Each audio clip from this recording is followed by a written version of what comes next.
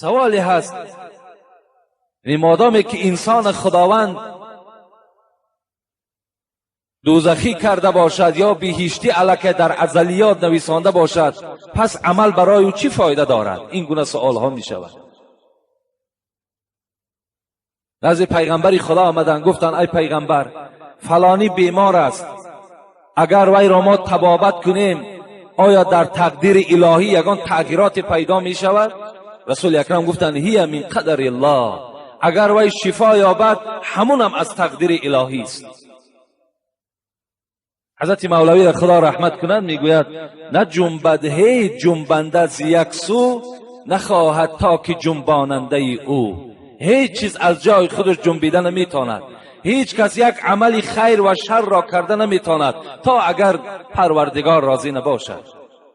نه جنبد هی جنبنده به یک سو، نخواهد تا که جنباننده او. که شاه از پیش خود شاه از کجا شد، کجا سائل ز پیش خود گدا شد. حضرت مولوی را نظر کنید، میگوید این شاهایی که امروز بالای تخت نشسته و شاهی میکنند آیا اینا از پیش خود شاه شدند؟ نه، بلکه تقدیر الهی همین بوده است که این جوان یا این مرد و یا این زن باید که پادشاه شود. کجا سائل ز پیش خود گدا شد. این گداهایی که نزد دروازه ما و شما میآیند آبی چشم میکنند، زاره میکنند برای 20 درم ما و شما، آیا اینها از پیش خود طلبنده شدن؟ نه، بلکه در تقدیر اینها هم طلبندگی را خدا کشیده بوده است. اگر نقاش نیکان را سریشته، در اینجا زیشتان را کی نوشته؟ اگر پروردگار امروز اهل شما اهل سعادت هستین، شما اهل نیکبختا هستین، شما را امروز خداوند نیکبخت در ازلیات تا نویسانده است، پس اینها انسانهایی که امروز گیروئین میکشند، امروز عرق نوشی میکنند، امروز مال یک برادر را میخورند، امروز زناکار هستند، امروز وجود خدا را انکار میکنند، اینها را کی آفرید؟ اگر نقاش نیکان را سریشته، در اینجا زیشتان را کی نوشته؟ حضرت میگوید همه در حکم تقدیرش دوانند و هر سویه که میخواند روانند. همه اینها در همون تقدیری که خداوند برای اینها کشیدگی است در همون راه رفته ایستادند. حتی میگوید مولوی بخاری سوی کافر هم مبینی، مبادای فروزت شمع دینی. حتی کافر میگوید با یک طریق حقارت نگاه نکن، شاید که انا همون کافر باز همین اسلام قوت ببخشد. تو از کجا میدانی؟ چندین کافرها امروز در کتابا ما و شما میخوانیم که از تمام دولت‌های مترقی اسلام میارند در آخر عمرشان. معلوم شد که اینها در ازلیات اینها خداوند یک دوره را به کفر کشیده بود و این دورش باز آخر عمر اینها را باز به اسلام مبدل گردانیده است. این در ازلیاتش بوده است. از این خاطر هر عملی شما، انا همین آمدن شما به مسجد در ازلیات شماست، از اینجا با سلامت خانه رفتن شما در ازلیات شماست. همه عملی شما به تقدیر وابسته است. وقتی حضرت عمر به ملک شام رفتن،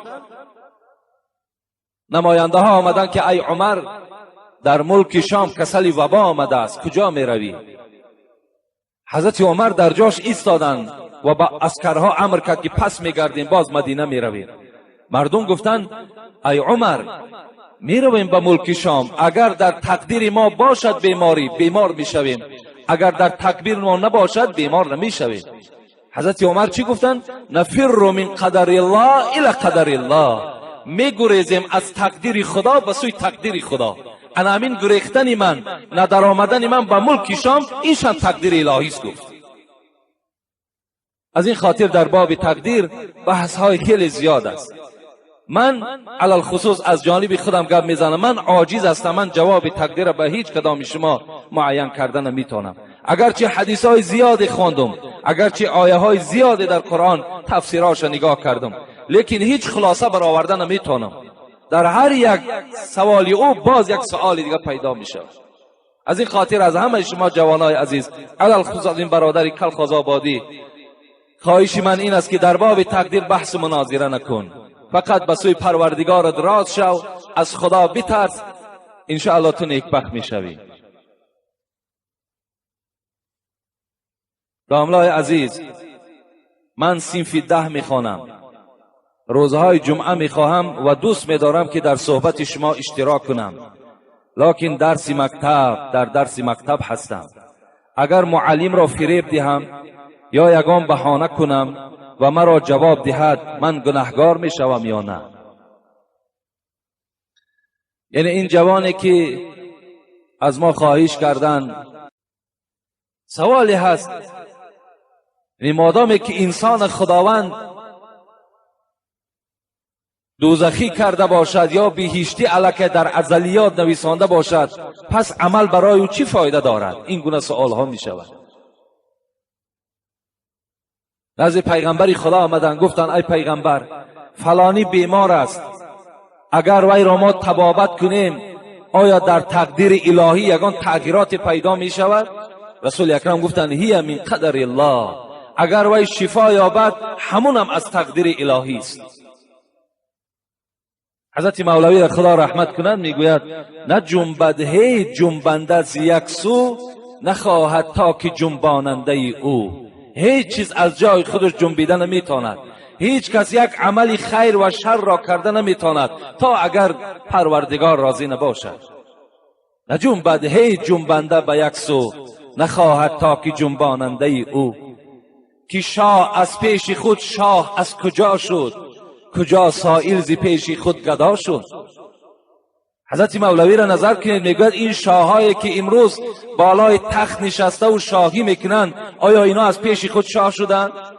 نه، بلکه تقدیر الهی همین بوده است که این جوان یا این مرد و یا این زن باید که پادشاه شود. کجا سائل ز پیش خود گدا شد. این گداهایی که نزد دروازه ما و شما میآیند، آب چشم میکنند، زاره میکنند برای 20 درم ما و شما، آیا اینها از پیش خود طلبنده شدن؟ نه، بلکه در تقدیر اینها هم طلبندگی را خدا کشیده بوده است. اگر نقاش نیکان را سرشته، در اینجا زیشتان را کی نوشته؟ اگر پروردگار امروز اهل شما اهل سعادت هستین، شما اهل نیکبختا هستین، شما را امروز خداوند نیکبخت در ازلیات تا نویسانده است، پس اینها انسانهایی که امروز گیروئین میکشند، امروز عرق نوشی میکنند، امروز مال یک برادر را میخورند، امروز زناکار هستند، امروز وجود خدا را انکار میکنند، اینها را که آفرید؟ اگر نقاش نیکان را سرشته، در اینجا زیشتان را کی نوشته؟